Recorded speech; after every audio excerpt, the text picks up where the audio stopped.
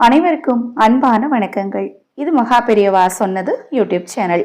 31/1/2025 தை மாதத்தின் 18ஆம் நாள் தை வெள்ளிக்கிழமை இரவு செய்ய வேண்டிய ஒரு எளிமையான தாந்திரிக பரிகார சூட்சமத்தை பத்தி இந்த பதிவில் பார்க்க இருக்கிறோம். பதிவை பார்ப்பதற்கு முன் ஒரு சிறிய அறிவிப்பு.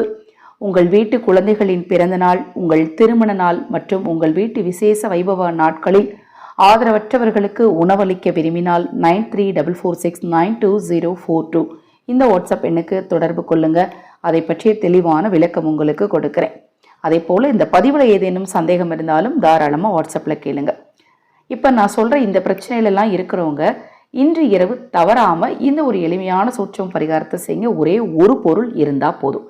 அது என்ன பொருள், எப்படி செய்யணும் அப்படிங்கிறத தெரிஞ்சுக்கலாம் வாங்க. பொதுவாகவே நிறைய பேர் ஒரு வார்த்தை சொல்லுவாங்க, எனக்கு அவ்வளோ சீக்கிரம் எதுவும் நல்லது நடக்காதுப்பா அப்படிம்பாங்க. இன்னொரு சிலர், நான் நல்லா முயற்சி பண்ணேன், கடைசி நேரத்தில் நடக்கிற மாதிரி நடந்துச்சு, எனக்கு அது நடக்காமல் போயிடுச்சு, எனக்கு அது நல்லபடியாக நடந்துச்சு, ஆனாலும் எனக்கு அதில் பிரயோஜனமே இல்லை, சந்தோஷம் இல்லை, எனக்கு மன நிம்மதியே இல்லை, எதுக்கு எடுத்தாலும் சண்டை வருது, எதை தொட்டாலும் பிரச்சனை வருது. குறிப்பாக பார்த்தீங்கன்னா எனக்கு பணத்தட்டுப்பாடு வந்துக்கிட்டே இருக்குது. பணம் எங்கேருந்து வருதுன்னு தெரிய மாட்டேக்கு, எப்படி போகுதுன்னு தெரிய மாட்டேக்கு, விரைய செலவாகிட்டே இருக்குது. இப்போ நான் சொன்ன எந்த பிரச்சனையில் நீங்கள் இருந்தாலும் ஒரே ஒரு எலுமிச்சங்கனியை வாங்குங்க. அந்த எலுமிச்சங்கனியை என்ன பண்ணுங்க, பச்சை எழுது, மஞ்சள் எழுது, வெள்ளை எழுது, சிகப்பு, கருப்பு மட்டும் வேண்டாம், மற்றபடி எந்த கலராக இருந்தாலும் ஓகே. அந்த கலர் துணியில் எலுமிச்சம்பழத்தை முடிஞ்சுக்கோங்க. முதல்ல எலுமிச்சம்பழத்தை கழுவிக்கணும். எலுமிச்சம்பழத்தை முகர்ந்து பார்க்கக்கூடாது, அது மாதிரி நசுக்கக்கூடாது, தரையில் போட்டு உருட்டக்கூடாது. தாந்திரிக பரிகாரத்துக்கு செய்யக்கூடிய எலுமிச்சம்பழத்தை இதை மாதிரியெல்லாம் செஞ்சுட்டு நீங்கள் அதன் பிறகு யூஸ் பண்ணீங்க அப்படின்னா அதற்கான பலன் உங்களுக்கு கண்டிப்பாக இருக்காது. அதனால எலுமிச்சம்பழத்தை வாங்கி சுத்தமாக கழுவிட்டு ஒரு துணியை வச்சு தொடச்சிடணும். ஈரமும் இருக்கக்கூடாது. அந்த எலுமிச்சம்பழத்தை கையில் வச்சுட்டு உங்களுக்கு என்ன பிரச்சனை இருக்கோ அது தீரணும்னு சொல்லி உங்கள் குலதெய்வத்தையும் இஷ்ட தெய்வத்தையும் வேண்டிட்டு போய் உங்கள் நிலைவாசலை தொட்டு கும்பிட்டுட்டு வாங்க. இரவு தூங்குறதுக்கு முன்னாடி இதெல்லாம் நீங்கள் செஞ்சால் போதும். இதை யார் செய்யக்கூடாது அப்படின்னு பார்த்தீங்கன்னா மாத விளக்காக இருக்கிறவங்க மட்டும் செய்யக்கூடாது. மற்றபடி எல்லாருமே செய்யலாம், வேறு எந்த கட்டுப்பாடும் கிடையாது. இந்த எலுமிச்சம்பழத்தை நீங்கள் எடுத்து வச்சிருக்கிற துணியில் முடிஞ்சிட்டு உங்கள் கையில் வச்சு நிலைவாசலை தொட்டு கும்பிட்டு நிலைவாசல் பக்கத்துலேயே நின்று உங்களுக்கு என்ன குறை இருக்கோ, எது தீரணுமோ அதை மனதார நினச்சிட்டு நீங்கள் தூங்குறதுக்கு முன்னாடி உங்கள் தலையணை கடையில் வச்சுருங்க. இன்றைக்கி தை வெள்ளி, இன்றைக்கி முதல் நாள், தலையணை கடையிலே இருக்கட்டும்.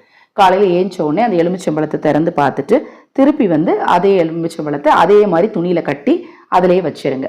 ஒரே எலுமிச்சம்பழம் தான். அடுத்த வெள்ளிக்கிழமை வரைக்கும் அதே எலுமிச்சம்பழத்தை தினமும் இரவு நைட்டு வைக்கணும். பகலில் அதே இடத்துல இருக்கட்டும். வேறு இடத்துல எடுத்து வைக்கணும், இல்லைங்க நான் பெட்டெல்லாம் மடித்து வச்சிருவேன் அப்படிங்கிறவங்க வேறு ஏதாவது ஒரு இடத்துல பத்திரமா எடுத்து வச்சுட்டு திருப்பி தூங்குறதுக்கு முன்னாடி தலையணை கடையில் வச்சுக்கோங்க. அடுத்த வெள்ளிக்கிழமை இரவு அதை எடுத்து 4ஆக அறுத்து அதுக்குள்ளே குங்குமம் வச்சு உங்களை சுற்றி தூர போட்டுருங்க. காஞ்சிருந்தால் ரொம்ப நல்லது, தப்பே. உங்களுக்கு எந்த கெட்ட சக்தியும் இல்லை, கந்திஷ்டி கோளாறுகள் இல்லைன்னு அர்த்தம். கெட்டு போயிருச்சுனாலோ அழுகிருச்சுனாலோ ஒரு பக்கம் மட்டும் ஒரு மாதிரி பூசணம் மூத்த மாதிரிலாம் ஆயிடுச்சுன்னா ஏதோ தீய சக்திகளின் பாதிப்பு இருக்குன்னு அர்த்தம். அப்படி உங்களுக்கு ஆச்சு அப்படின்னா எனக்கு வாட்ஸ்அப்பில் தகவல் தெரிவிங்க. உங்கள் பெயர் ராசி கேட்ட பரிகாரத்தை உங்களுக்கு நான் வாட்ஸ்அப் மூலமாகவே சொல்கிறேன். இப்போ நான் சொன்ன பதிவில் உங்களுக்கு ஏதாவது சந்தேகம் இருந்தால் வாட்ஸ்அப்பில் கேளுங்க. இன்றைக்கி நைட்டு எலுமிச்சம்பழத்தை வைக்க போகிறீங்க, அடுத்த வெள்ளிக்கிழமை அதை எடுத்து நீங்கள் தலையை சுற்றி தூர போட போகிறீங்க. அவ்வளவே தான். ரொம்ப எளிமையான இந்த சூட்சம பரிகாரத்தை நீங்களும் செய்யுங்க, மற்றவர்களுக்கும் சொல்லுங்கள். தொடர்ந்து நம்ம சேனலை பாருங்கள். மிக மிக எளிமையான சூட்சம பரிகாரங்களை மட்டுமே தொடர்ந்து நம்ம சேனலை நான் பதிவு செய்துட்ருக்கிறேன். ஹரஹர சங்கர, ஜெய் ஜெய் சங்கர. மகா பெரியவா திருவடி பாதம் சரணம் சரணம். நல்லதே நடக்கட்டும்.